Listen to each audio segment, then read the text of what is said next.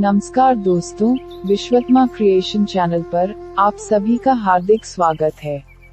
आज हम प्रसिद्ध महाकाव्य रामायण के रचयिता आदिकवि वाल्मीकि के बारे में बात करने जा रहे हैं। दोस्तों, हमने कुछ दिन पहले भी महर्षि वाल्मीकि के बारे में इंटरनेट के माध्यम से प्राप्त कहानी के आधार पर एक वीडियो YouTube पर डाला था, लेकिन श्रोता दर्शकों के कमेंट से हमने अपनी गलतियों को जाना। उस गलती के लिए हम आप सभी से क्षमा चाहते हैं। इसलिए उन गलतियों को सुधारकर हम फिर से महर्षि वाल्मीकि जी के कथा को आप तक ला रहे हैं। हमें आशा है कि इस वीडियो की कथा को आप अंत तक अच्छे से अवश्य ही देखें तथा सुने। और आप लोगों से ये भी प्रार्थना है कि हमें हमारे गलतियों के बारे में अवश्य ही बताएं, ताकि हम अपना सुधार कर सके। चलिए अब कथा में आगे बढ़ते हैं। महर्षि वाल्मीकि के नाम पहले रत्नाकर थे। रत्नाकर च्यवन ऋषि के पुत्र थे। उपयुक्त आयु होने पर रत्नाकर ने एक कन्या के साथ विवाह कर लिया। रत्नाकर के परिवार बहुत ही गरीब थे और माता पिता भी बूढ़े हो चुके हैं, तो परिवार का सारा दायित्व रत्नाकर पर आ गया। इसलिए परिवार का भरण पोषण के लिए रत्नाकर ने आसपास के गांव एवं पथचारियों पर लूटपाट प्रारंभ कर दिया। फिर रत्नाकर एक भयानक डाकू बन गया। उस समय रत्नाकर के नाम से ही सभी डरते थे। एक दिन सृष्टिकर्ता ब्रह्मा और देवर्षि नारद कैलाश जा पहुँचे। उन दोनों को देखकर भगवान शिव ने पूछा, हे सृष्टिकर्ता और देवर्षि, आज आप दोनों इतना खुश क्यों हैं? तब ब्रह्मा ने कहा, हे कैलाशपति, आज हम दोनों ने बैकुंठ लोक में एक अलौकिक दृश्य देखा। भगवान विष्णु 4 अंशों में विभक्त है। विष्णु के एक अंश श्री राम के रूप में सिंहासन पर विराजमान हैं और देवी लक्ष्मी माता सीता के रूप में बाएं तरफ बैठे हैं। एक अंश लक्ष्मण के रूप में हाथ में स्वर्ण छत्र पकड़े खड़े हैं और 2 अंश भरत और शत्रुघ्न के रूप में हाथ जोड़े खड़े हैं। हे भोलेनाथ, भगवान विष्णु ऐसे 4 अंश में विभक्त क्यों है? तब कैलाशपति ने कहा, पापियों को उद्धार के लिए भगवान विष्णु इस 4 अंश के रूप में पृथ्वी पर अवतरित होंगे। तब राम नाम के उच्चारण से ही मनुष्य के महापापों का भी नाश होगा। तब ब्रह्मा जी ने कहा, इस समय पृथ्वी पर ऐसा महापापी कौन है? फिर देवर्षि के साथ ब्रह्मा जी ऋषि के भेष में पापियों का खोज करने पृथ्वी पर आए। उस समय लूटने की मनसा से दस्यु रत्नाकर जंगल में छुपा हुआ था। ब्रह्मा जी और देवसी उसी स्थान पर आने लगे, तो हाथ में तलवार पकड़े दोनों के सामने आकर रत्नाकर ने बोला, है पथिक, मैं दस्यु रत्नाकर हूँ। आप दोनों मुझसे बच नहीं पाओगे, इसलिए आप लोगों के पास जो भी सामान है सब मुझे दे दो, अन्यथा आप मारे जाओगे। रत्नाकर की बातें सुनकर ब्रह्मा जी ने कहा, है रत्नाकर, हमारे पास तो इन वस्त्रों के अलावा और कुछ नहीं है। तब रत्नाकर बोला, तो फिर मैं आप दोनों को मारकर इन वस्त्रों को ही ले लूंगा। फिर ब्रह्मा जी ने कहा, हे रत्नाकर, ये महापाप हैं। 100 शत्रु मारने से जितने पाप होते हैं, एक गाय मारने पर उतना ही पाप होता है। वैसे ही 100 गाय मारने पर एक स्त्री मारने समान, 100 स्त्री मारने पर एक ब्राह्मण मारने समान, 100 ब्राह्मण मारने पर एक ब्रह्मचारी एवं सन्यासी मारने समान, और एक सन्यासी मारने पर तो सीमाहीन महापाप होता है। अगर तुम चाहो तो हमें मारकर वह महापाप कर लो। तब रत्नाकर ने हंसते हुए कहा, मैंने तो तुम जैसे अनेकों सन्यासी को मारा है। फिर ब्रह्मा जी ने कहा, हे रत्नाकर, तुम किस वजह से ये महापाप कर रहे हो? रत्नाकर बोला, इस कर्म करने से महापाप होने पर भी मैं इसी कर्म के सहारे अपने परिवार का भरण पोषण कर रहा हूँ। इस कर्म को नहीं करने पर मेरा परिवार वाले भूखों से मर जाएंगे। रत्नाकर के बातें सुनकर ब्रह्मा जी ने कहा, हे रत्नाकर, तुमने परिवार के भरण पोषण हेतु ऐसा कर्म करके बहुत पाप कर लिया, परंतु क्या तुम्हारे परिवार वाले तुम्हारे इस पाप का भागीदार होंगे? रत्नाकर बोले, क्यों नहीं होंगे, अवश्य ही होंगे, क्योंकि मुझे उन लोगों के लिए ही ऐसा कर्म करना पड़ रहा है। ब्रह्मा जी बोले, तुम घर जाकर अपने परिवार वालों से एक बार पूछ कर आओ, हम दोनों यहीं पर तुम्हारा इंतजार करेंगे। तुम चिंता मत करो, हम भागेंगे नहीं।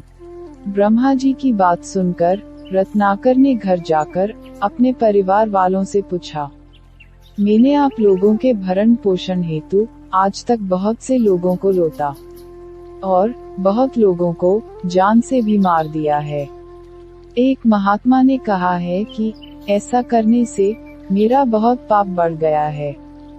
क्या आप सब मेरे उन पापों का भागीदारी होंगे?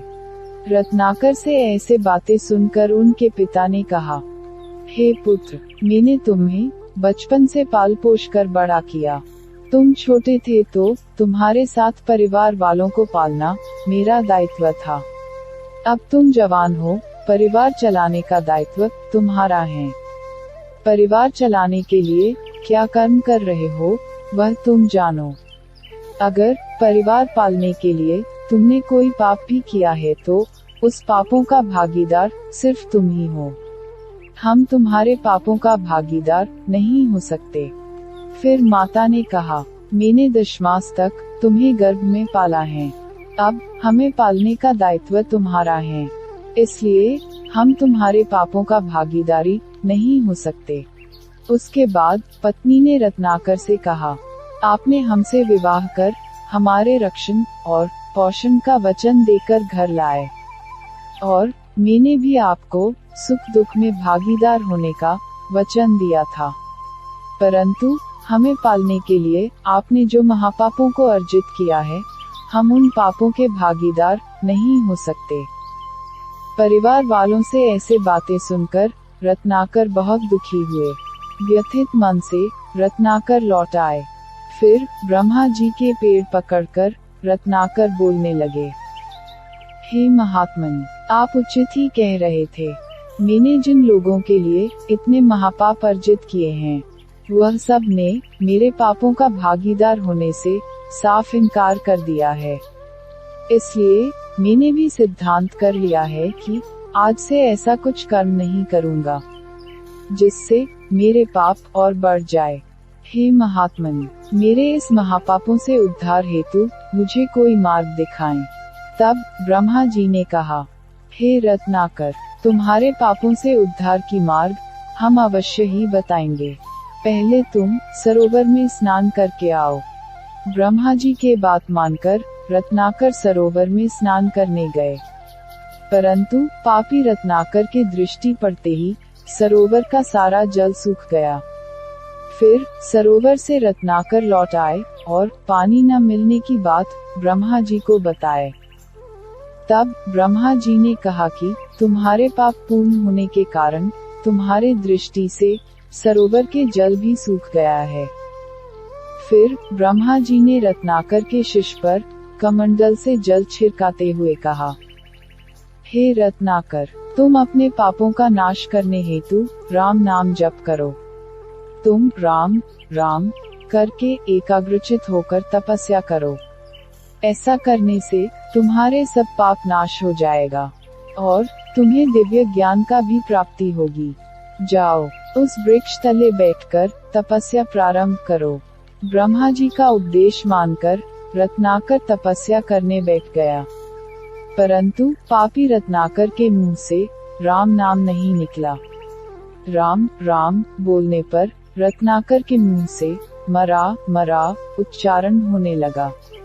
बात को समझकर रत्नाकर ने फिर ब्रह्मा जी से बोला, हे महात्मन, आपने जैसा बोला था मैंने वैसा ही करने की कोशिश की, परंतु मेरे मुंह से तो मरा मरा शब्द ही निकलते हैं। रत्नाकर की बातें सुनकर ब्रह्मा जी ने कहा, ठीक है, तुम मरा मरा कहकर ही तपस्या करो। ब्रह्मा जी की बात मानकर रत्नाकर फिर तपस्या करने बैठा। इस बार उन्होंने मरा मरा कहकर ही एकाग्रचित होकर तपस्या करने लगे। ऐसे ही 60,000 वर्ष बीत गए। रत्नाकर के शरीर को दीमकों ने अपना ढूंढ अर्थात बाबी बनाकर ढक लिया था। रत्नाकर के सारे पाप नाश हो गई, अतएव उनके मुंह से राम राम ध्वनि निकलने लगे। रत्नाकर के तपस्या से प्रसन्न होकर सृष्टिकर्ता ब्रह्मा फिर वहां आकर रत्नाकर को बोले, हे रत्नाकर, तुम्हारा तपस्या पूर्ण हुई, तुम्हारे सारे पाप नाश हुए। तपस्या करते वक्त तुम्हारे शरीर को दीमकों ने अपना ढूंढ अर्थात वल्मीक बनाकर ढक लिया था। उस वल्मीक में से आज तुम्हारा नया जन्म हुआ है, इसलिए आज से लोग तुम्हें वाल्मीकि नाम से जानेंगे। तुमने इतने दिनों की तपस्या में जो राम राम जप किया था, भगवान विष्णु के उस राम अवतार की कथा को लेकर तुम एक ग्रंथ की रचना करो। वह ग्रंथ आगे रामायण नाम से प्रसिद्ध होंगे। तब रत्नाकर ने बोला, हे सृष्टिकर्ता, आपने हमें ग्रंथ रचना की दायित्व सौंपा है, परंतु मैं वह काम कैसे करूँगा, क्योंकि मुझे कविता छंद के बारे में कुछ ज्ञान नहीं है। ब्रह्मा जी बोले, हे वाल्मीकि, मैं तुम्हें ब्रह्मत्व तथा दिव्य ज्ञान प्रदान करता हूँ। मेरे वरदान से तुम प्रभु राम के वर्तमान, भूत और भविष्य के बारे में सभी बातें जान पाओगे। देवी सरस्वती तुम्हारे जिह्वा पर रहेंगे। तुम श्री राम के चरित्र कथा को जिस तरह रचना करोगे, जन्म लेने के बाद प्रभु श्री राम ठीक वैसे ही करेंगे। वाल्मीकि नाम संस्कृत वाल्मीक शब्द से होए। संस्कृत वाल्मीक शब्द का अर्थ है दीमकों के ढूंढ अर्थात बाबी। इस तरह सृष्टिकर्ता ब्रह्मा जी के निर्देशानुसार अनेकों वर्ष तपस्या करने के बाद सिद्धि तथा ब्रह्मत्व प्राप्त कर रत्नाकर डाकू से वाल्मीकि ऋषि बने। एक दिन महर्षि वाल्मीकि एक वृक्ष तले बैठकर राम नाम जप रहा था। उस समय प्रेमगंधो क्रौंच पक्षी में से एक को व्याध के मार डालने पर क्रोध और वेदना से वाल्मीकि के मुंह से स्वतः ही एक श्लोक निकल आया, मां निषाद प्रतिष्ठा त्वमग्म शाश्वती समाह यत्क्रौंच मिथुनादिकम अवधीह काम मोहितम। बाद में इसी श्लोक के छंद में महर्षि वाल्मीकि ने महान ग्रंथ रामायण की रचना की। रामायण संस्कृत भाषा में लिखा पहली काव्य ग्रंथ है, इसलिए रामायण को आदि काव्य और उसके रचयिता वाल्मीकि को आदिकवि नाम से भी जाने जाते हैं। तो दोस्तों, यही है डाकू रत्नाकर के महर्षि वाल्मीकि बनने की असली कथा, और ये कथा कृतिवास रामायण से है। दोस्तों, आज की कथा कैसा लगा कमेंट में अवश्य बताएं, और आगे भी ऐसे पौराणिक रोचक कथाओं को जानने के लिए विश्वत्मा क्रिएशन चैनल को सब्सक्राइब कर लीजिए। वीडियो को अंत तक देखने के लिए आपका बहुत बहुत धन्यवाद। आगे ऐसे ही अन्य एक रोचक कथा के साथ फिर मिलने की आशा से विदा लेता हूँ। जय श्री कृष्ण।